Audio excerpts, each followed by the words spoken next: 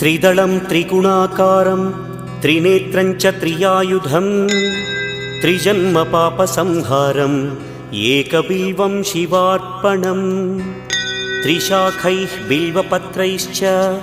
अच्छिद्रैः कोमलैः शुभैः तव पूजां करिष्यामि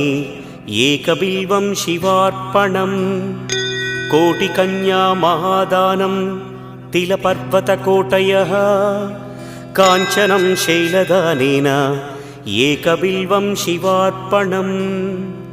काशीक्षेत्रनिवासं च कालभैरवदर्शनं प्रयागे माधवं दृष्ट्वा एकबिल्वं शिवार्पणम् इन्दुवारे व्रतं स्थित्वा निराहारो महेश्वर नक्तं हौष्यामि देवेश एकबिल्वं